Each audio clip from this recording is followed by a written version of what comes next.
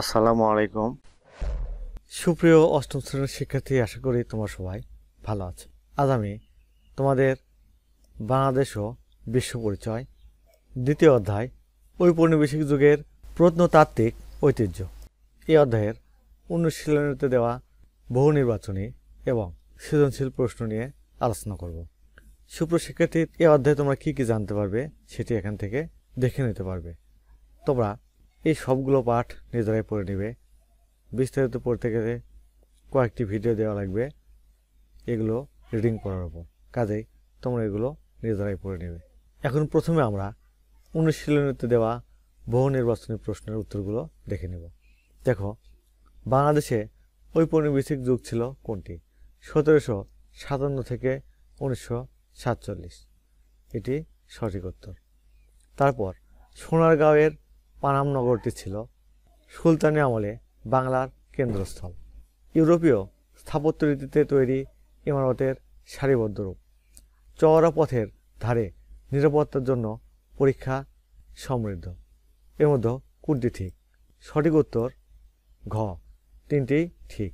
তারপর দেখো, নিচের অনুচ্ছেদটি পড়ে 3 ও 4 নম্বর প্রশ্নের উত্তর দাও। বার্ষিক পরীক্ষা শেষ হলে শিক্ষক আজাদ রহমান শিক্ষার্থীদের নিয়ে শাহবাগে একটি ভবন পরিদর্শনে যান। ভবনটিতে প্রবেশ করে শিক্ষার্থীরা বইয়ে পড়া প্রাচীন নিদর্শনগুলো বাস্তবে দেখে খুবই অভিভূত হয়। আজাদ সাহেব শিক্ষার্থীদের কোন ভবন পরিদর্শনে নিয়ে যান?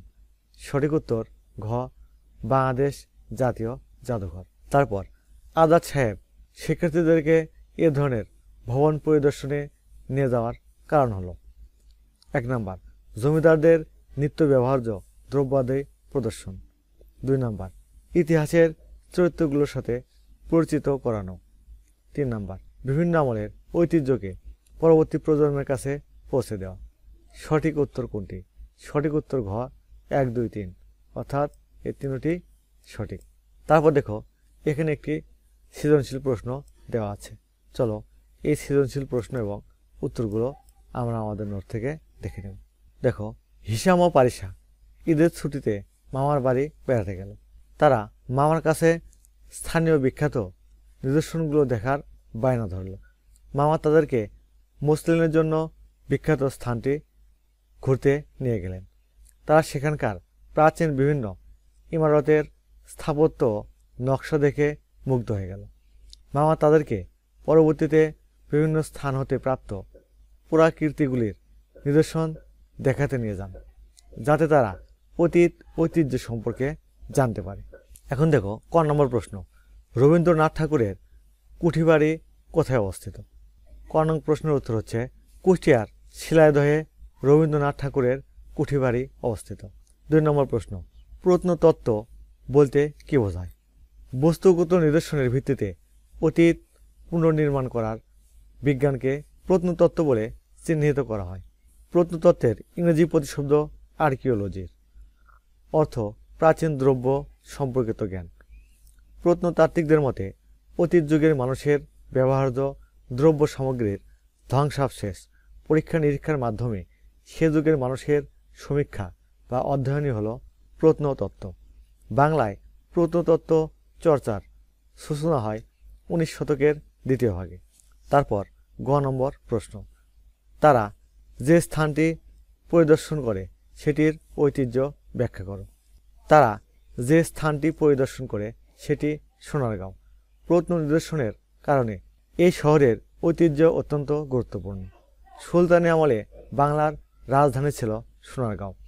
মসলিন শাড়ির উৎপাদন ও ব্যবসা কেন্দ্র হিসেবে এর খ্যাতি ছিল। সোনারগাঁয়ের পানাম নগরে ধনী ব্যবসায়ীরা মূল সড়কের 2 পাশে সারিবদ্ধভাবে অনেক ইমারত নির্মাণ করেন।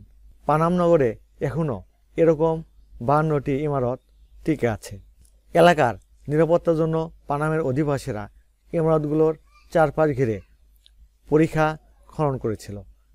ব্রিটিশ আমলে নির্মিত এই ভবনগুলোতে ইউরোপীয় স্থাপত্য রীতি অনুসরণ করা হয়, তবে এদের নির্মাণ কলায় মোগল স্থাপত্যেরও প্রভাব রয়েছে।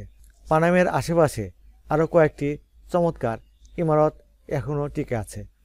এগুলো তৈরি করেছিলেন স্থানীয় জমিদার ও ব্যবসায়ীরা।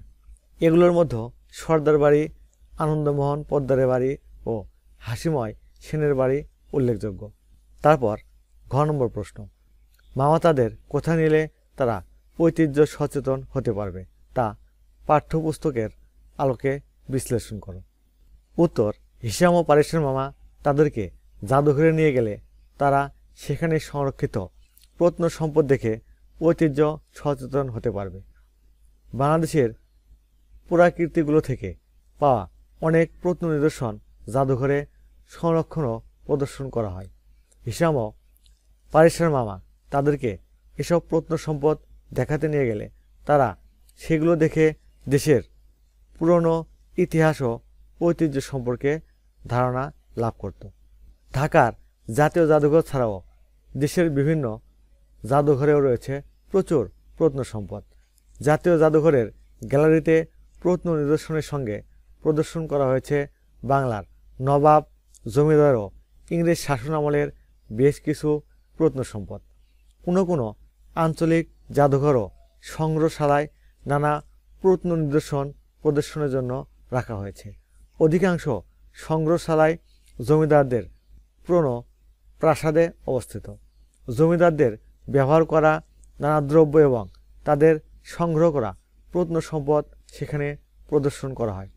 উল্লেখিত জাদুঘর ও সংগ্রহশালাগুলোতে হিসাম ও পারেশের মামা তাদের নিয়ে গেলে সেখানে সংরক্ষিত প্রত্নসম্পদ দেখে তারা ঐতিহ্য সচেতন হতে পারবে। সুপ্রশিক্ষার্থী, আজ তাহলে এখানে শেষ করছি। আগামী পর্বে আমরা এই অধ্যায়ের গুরুত্বপূর্ণ বেশ কিছু এমসিকিউ প্রশ্ন এবং উত্তর নিয়ে আলোচনা করব। সুপ্রশিক্ষার্থী, তোমরা এখনও যারা সোহান অনলাইন স্কুল চ্যানেলটি সাবস্ক্রাইব করোনি তারা প্লিজ সাবস্ক্রাইব করবে এবং ভিডিওতে লাইক দিয়ে দেবে। আজ তাহলে এখানে শেষ করছি। আল্লাহ হাফেজ।